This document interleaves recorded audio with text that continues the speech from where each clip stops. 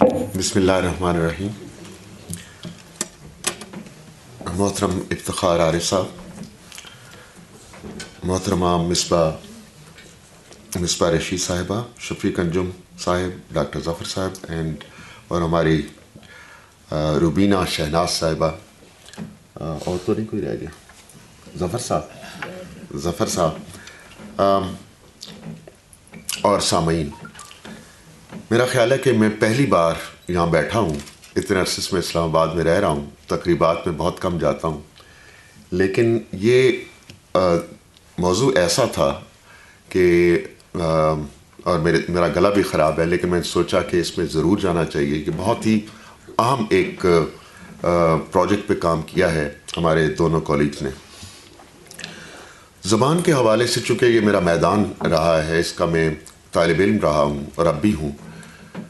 ایک تصور پرانا یہ تھا کہ زبان جو ہے ایک نیوٹرل اور پیسو چیز ہے, اور اس کا کام صرف یہ ہے کہ جو بھی آپ کے احساسات ہیں یا آپ کے جذبات ہیں, آپ کے خیالات ہیں, وہ دوسروں تک پہنچانا. تو زبان کا یہ ایک تصور بڑا ہی محدود کر رہا تھا زبان کو. اور جہاں تک یہ ایک تعلق ہے اس کا کہ زبان جو ہے خیالات کی ترسیل کرتی ہے, بہت ساری ایسے انسٹنسز ہیں جہاں الفاظ جو ہیں وہ کمیونیکیشن کو روکنے میں مدد دیتے ہیں. اور میں حیران ہو رہا تھا, افتخار عارف صاحب یہاں موجود ہیں, کوئی شعر وغیرہ نہیں ہوگا تو میں افتخار عارف صاحب کا شعر ایک آپ کو کہ کیسے جو انٹینشنلٹی کی پالیٹکس جو ہے کہ انٹینڈڈ میننگ, کہ افتخار صاحب کا ایک شعر ہے کہ اسی کو بات نہ پہنچے جسے پہنچنی ہو, یہ التزام بھی عرض ہنر میں رکھا جائے. تو یہ جو التزام ہے, جو ایمبیگوٹی ہے لٹریچر میں, یہ ایک کوالٹی ہے, اور اس کے لیے لوگ ترستے ہیں کہ یہ ایمبیگوٹی آئے تاکہ جو انٹرپریٹیشنز کی لیولز ہیں یا پرتیں ہیں وہ بہت زیادہ زیادہ ہوں. لیکن زبان کا یہ جو ایک کنزرویٹو تصور تھا کہ زبان ایک نیوٹرل چیز ہے, پیسو چیز ہے, اس کو چیلنج کیا گیا.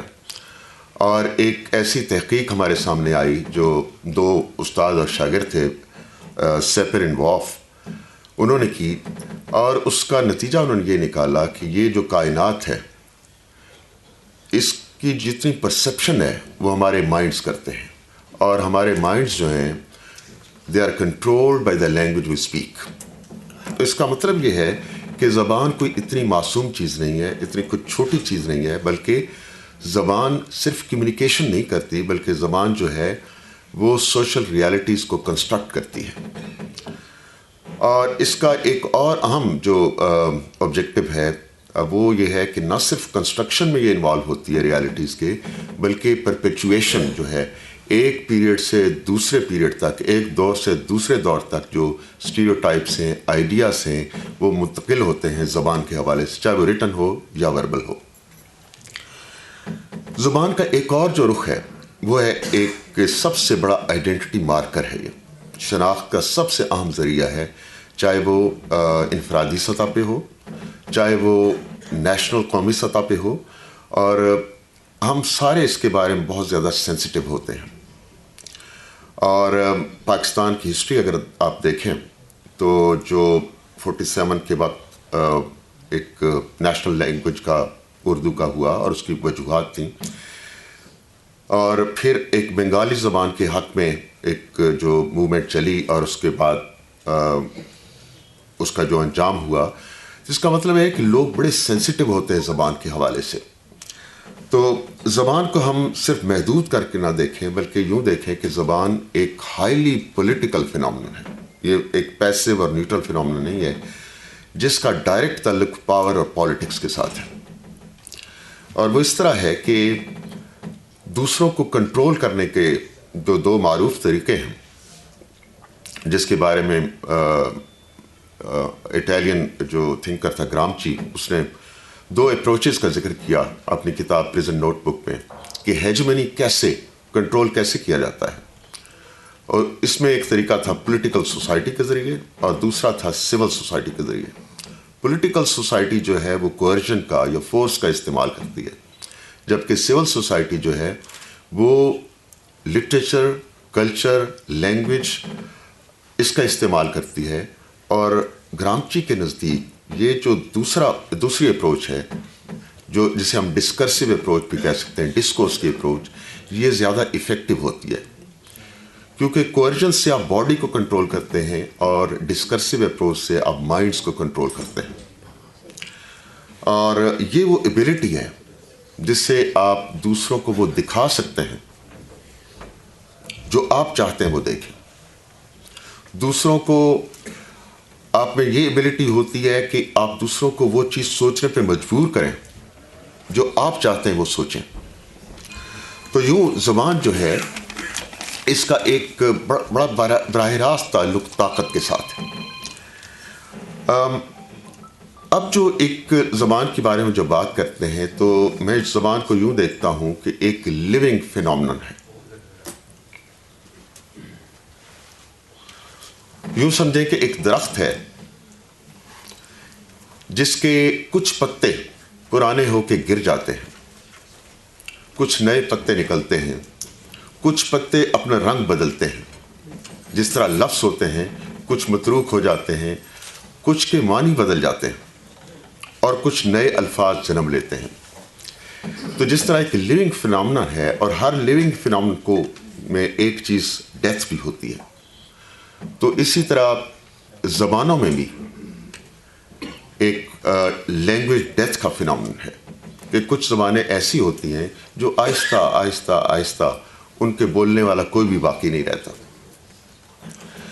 اور اس وقت دنیا میں ہزاروں زبانیں بولی جا رہی ہیں. پاکستان میں میرا خیال ہے 77 کے قریب زبانیں ہیں، جس میں 22 زبانیں ہیں جو انڈینجرڈ ہیں.